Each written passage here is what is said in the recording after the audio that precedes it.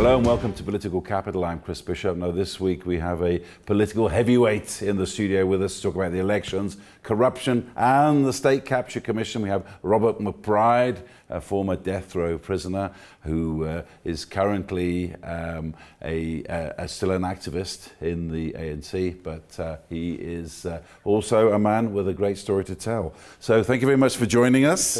And just to start off with this election, there's a lot of talk at the moment about the kind of percentage that the ANC is going to get. Some people say 50% may be lucky. Some people say, oh no, 60% is going to be okay. What's your prediction as somebody who grew up in the party? Taking into account yesterday's Ipsos poll, which basically puts it at 61%, and they're generally quite accurate, a few percentage points out, my forecast would be 57, 58 for the ruling party. Because, sad to say, the party has had quite a hammering over the last decade. I mean, how much does that upset you as somebody who gave your life to the liberation of this country? Well, it is of concern to me what happens in the liberation movement and the ANC. And it's the ANC that has helped formulate and give our embryonic political thoughts as kids and as we grew into adulthood and deeper involvement in the cause for justice. So it is saddening. The 2016, the figure was 54%. The ruling party took a dive. I'm not sure to what extent the reasons for taking a dive have been properly analyzed and what corrections have been made.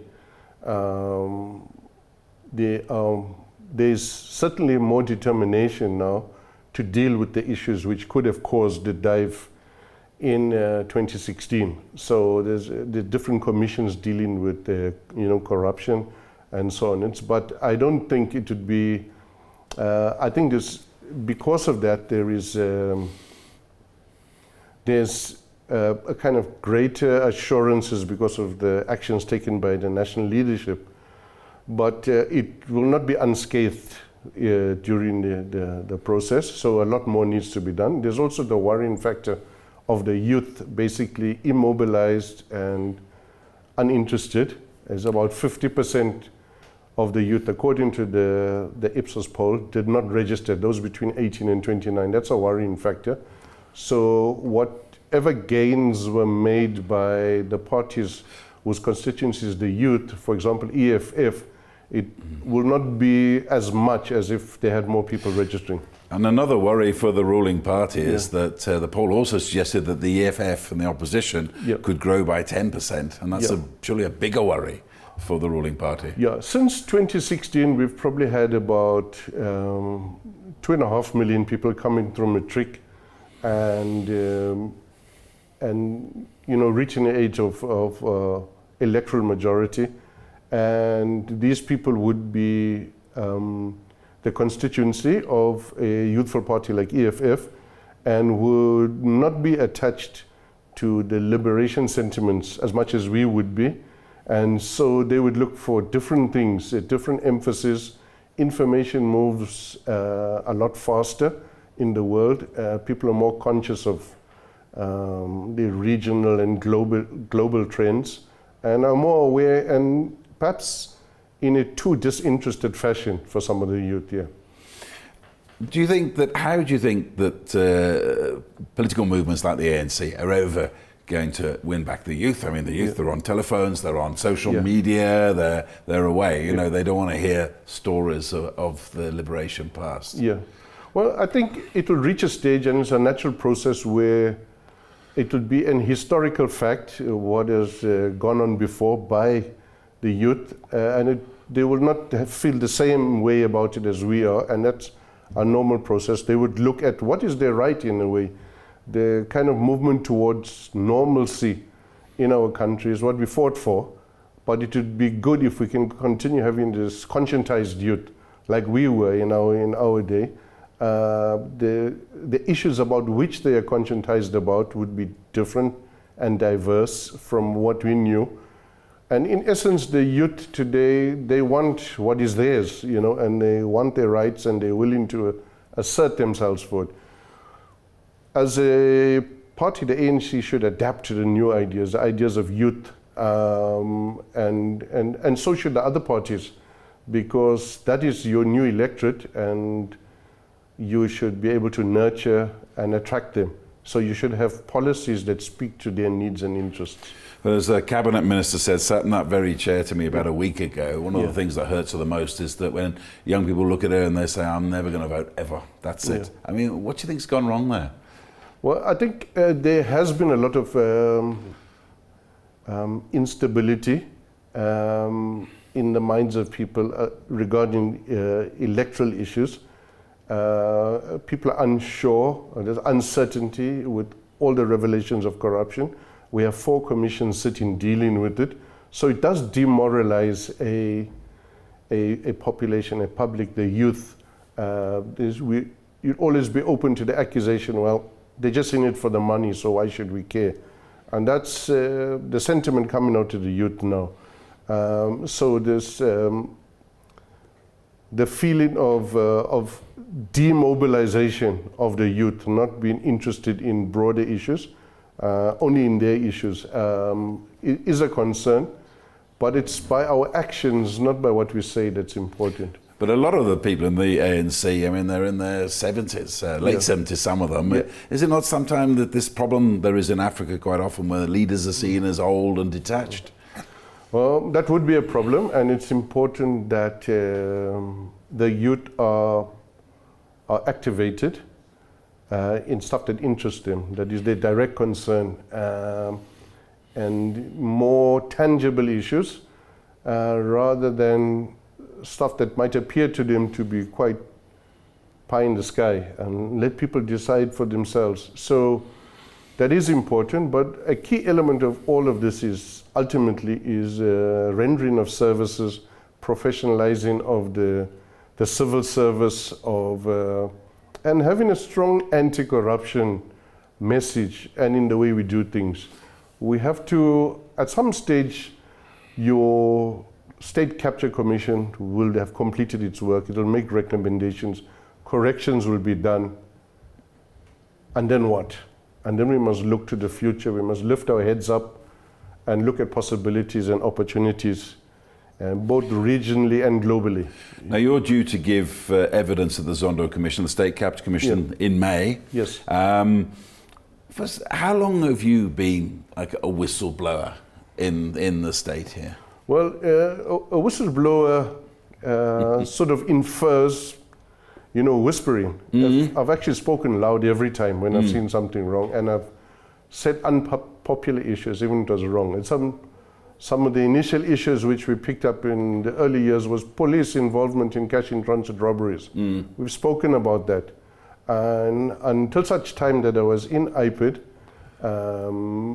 and we were now acquainted with the evidence, we were under looting of police funds, the corruption that is involved, the wastage.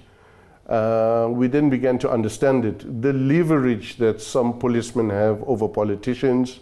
We then picked it up. So we are more acutely aware of what is going on. But I've always spoken up, and I've always spoken up with a loud voice. It must have been very difficult down the years. It must have made you very unpopular, even with some of your comrades. Yeah. Well, I think firstly, dealing with the police, corruption. Well, let me go back a bit. Any syndicate of corruption or criminal syndicate requires some policemen to assist them with whatever they're doing. Otherwise, they'd be found out in a normal course of events. So to clean up the larger part of corruption, you need to clean up police. And police will resist. The police in South Africa is the oldest organization. It's as old as the Act of Union. It has old traditions, old culture. That means it's resistant to change and modernization. And it's completely resistant and allergic to any kind of oversight over it. But a democratic society, a constitutional democracy, requires oversight institutions to keep us on the straight and narrow all the time. The police just have to get used to it. Whether I am there or not there, it will continue. The institutions are in place, the constitutional democracy, the respect for the rule of law concept is firmly in place, and to just be consolidated and deepened. So the police must become accustomed to oversight. Very often we've heard about oversight fatigue. There is no such a thing. They must be ready for it. If you serve the people, you're a servant of the people, and that's what you must do, and you're open to scrutiny and accountability. And in government, have you spoken out about money that's been looted and paying for houses, cars, planes, whatever people spend their money on? Absolutely, Yeah. and we've provided evidence, and there are a number of prosecutions taking place, and a number of decisions that are about to be made by the National Prosecuting Authority. So at the highest level, government has been informed about it, and the prosecuting authority.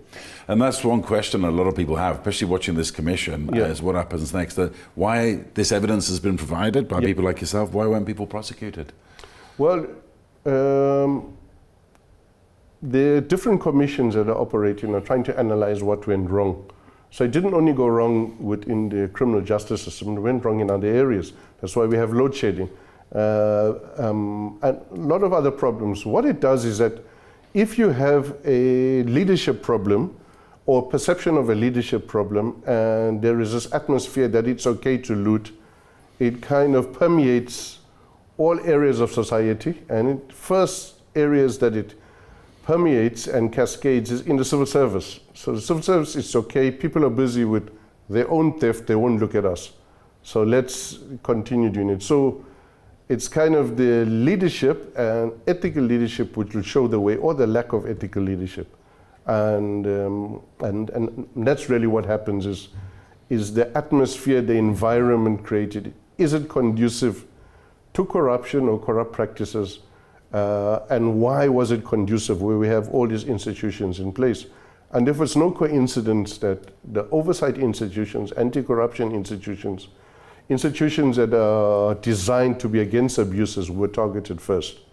And one last quick question before we go to a break is that how much of what's been going on it's been a very tough political year for anybody's book, is a backlash from those who left Nasrec? I mean, I've even heard stories, people saying that if Cyril Ramaphosa only gets maybe 51, 52, the so-called Zuma faction will get him recalled. I mean, how much of this backlash is going on? Well, there is a backlash, but I'd prefer not to talk about factions, because the factions would assume there's two, there might be more than two, there might be cross-pollination of factions. I generally keep a far distance from anything that looks like a faction. So I wouldn't analyze from that perspective. What I would say is that a lot of people would resist and use whatever means at the disposal to resist and to apportion blame elsewhere, or to avoid any blame that they should take for self-preservation, for survival. It's not because they're in a particular faction. They will, out of convenience or collusions of interests, appear to be in a faction, but it's really for their own personal survival.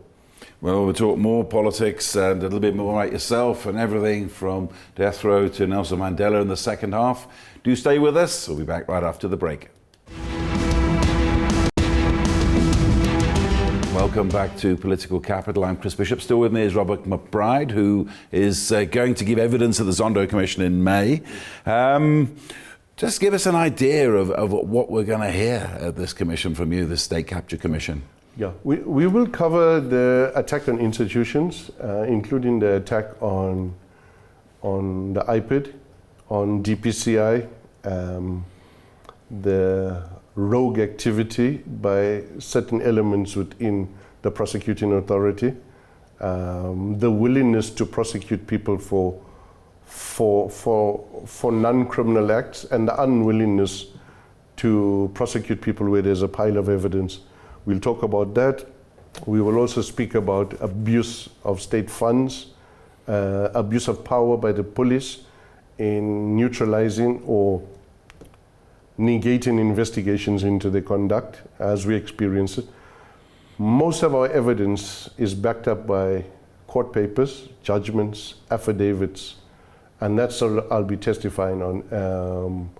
Where there is anecdotal evidence, we'll indicate this is anecdotal, but it can be backed up by X, Y, and Z. But most of my testimony and those of my former colleagues in IPID will be backed up by real hard evidence and by affidavits in court cases. How likely is your testimony going to lead to leading figures in the current government? Well, I have generally, as the former head of IPID, I focused only on policemen, and I've kept my mandate quite narrow.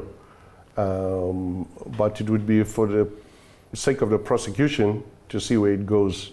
One key element which is a problem and causes nervousness for some is the issue of classification, and classification for the purpose of hiding criminality. And we have challenged that, and is litigation going to take place, and IPID will continue with the litigation to get clarity on the matter.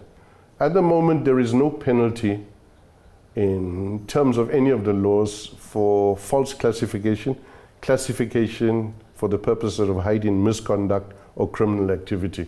And that's a key issue because it will open the floodgates to see into the Pandora's box at the extent of corruption and looting within state institutions. What I can confirm is that what we've seen in the high-level panel on the State Security Agency is mirrored in crime intelligence, which that high-level panel did hardly touched on. But from our evidence, the little bit that we have on key issues and key transactions, it's mirrored by what we see there. How worried are you? I mean, clearly you're nobody's yes man. I mean, how worried are you that maybe once when you come to retirement that there'll be no one to carry on this kind of work? No, I'm quite confident there are sufficient people and there's a sufficient center of mass that are focused on anti-corruption, focused on unconstitutional behavior. Do you think South Africa's winning the war against corruption? I mean, that's what the government keeps telling us, but well, the war against corruption is a never-ending war. It happens in every country, but in other countries you have certain institutions that deal with it. We have those institutions, but our institutions have been interfered with and have been undermined. So we have the wherewithal and we have the institutional makeup to be able to deal with corruption. It's a never-ending war and it calls for eternal vigilance, and that's a price we have to pay for democracy, is to be have our finger on the pulse all the time. Oversight, oversight, and oversight again. Yeah. So you're not concerned? I mean, I was reading quite a lot of stuff over in the last few days, and there is a feeling that there probably are people in power in this country who perhaps don't particularly like you, they don't like what you have to say, and they're going to make life very difficult for you. Well, what is that? Well, people who don't like me because of my anti-corruption stance, then their dislike of me I wear as a badge of honor. Those who dislike me for other reasons, it's a free country, you have a right to your likes and dislikes. So I have no problem with you, but wherever I am, I will do my work and I will always be against corruption. I understand how corruption affects the ordinary man every day in his life because there's so much less to go around and so much less for service delivery and transformation of society. So it becomes high-level corruption, seemingly unconnected, is linked to the guy that's looking for a job. And the reason why he's unemployed is linked to wastage and corruption. And speaking about people who don't like you, someone who did like you was Nelson Mandela. In fact, when he came out of prison, you gave me the date. It was the 5th of May, 1990. Yes. He came to visit you while he was still on death row in Pretoria C-Max prison. Yes, myself together with other Umkhonto weSizwe luminaries were summoned to the office, the head of maximum security, and they gave us some special formal looking prison coats. And they put us in a kumbi and drove us to another spot of the prison. And we were not handcuffed, and we were all quite worried about whether they will make us escape and shoot us. Will we be summarily executed? And we were told not to talk, and then we were put in this big room with a steel of security around the room. And after about 45 minutes, the former president walked in, and it was the most beautiful sight on earth. The most greatest feeling ever. And he said, when he walks in, he says, Robert, how are you? As if he knew me forever. And it was the most important meeting I had in my life. It was like a godlike environment. And what did he tell you that day?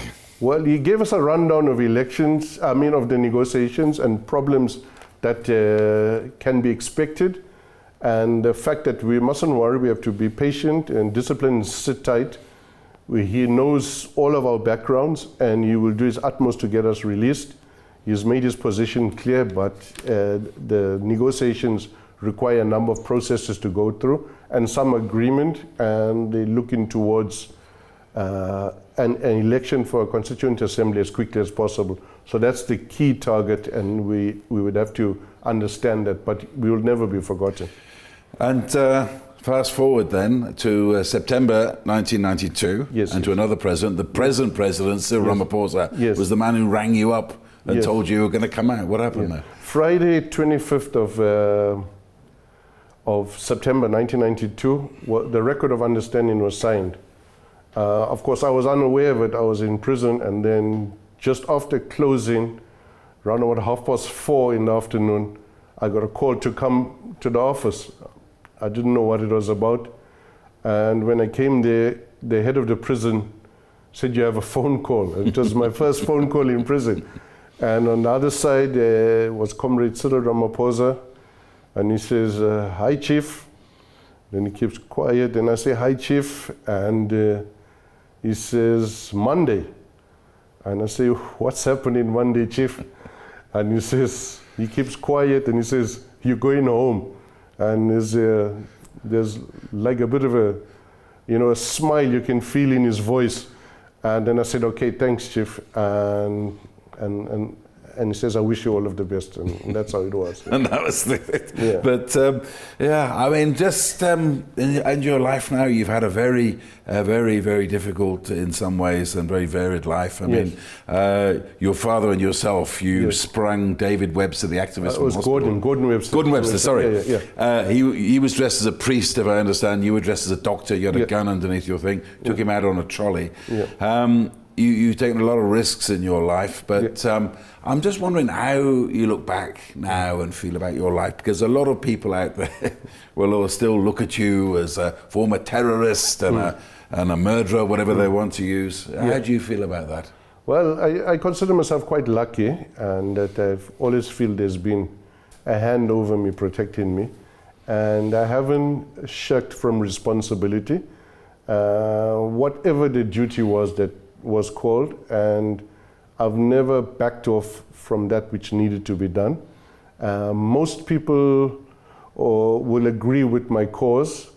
Some will disagree with my methods. My methods are generally intended to achieve results, and people are free to differ with my methods, but most people agree with my cause and still agree with my cause. You will find very few people today who support apartheid. I've always been on the right side of history. I've never been wrong. I'm fortunate. I've always taken the right decision. Do you have any regrets at all? Well, it's like asking me, have I got any regrets that we are free and in a democratic country? It can't be yes. So we would have preferred things went differently. If you're in armed struggle, you are the cause of hurt to other people. And as as a political activist, as a revolutionary, you can defend that and justify it. But as a human being, when it concerns other people, it is not the right thing to do to cause the hurt of other people. And I've expressed myself on this as a human being, not because I wanted to try and elicit any sympathy or anything. I've never asked for redemption. I've never asked for forgiveness. Those who know me know what I'm about, and those who understand the circumstances in the early 1980s when we became active. Those who remember that, who are old enough to remember that, know what the circumstances were. And years before that, more than 20 years before that, Mandela, Kathrada, Sisulu, Joe Slovo and others, had decided, even before I was born, that there's a need for drastic action. None other than Chief Albert Luthuli also supported the action and justified it. So if 20 years before I was, years before I was born and 20 years before I was a man, other people, luminaries, Nobel Peace Prize winners had decided that radical action was needed. And 20 years after that, I'm the one now having to take decisions as a young man. And the MK that I belong to is the same MK of Nelson Mandela. When they set up to cause revolution at Lily's Leaf Farm, it was the revolution which we implemented afterwards.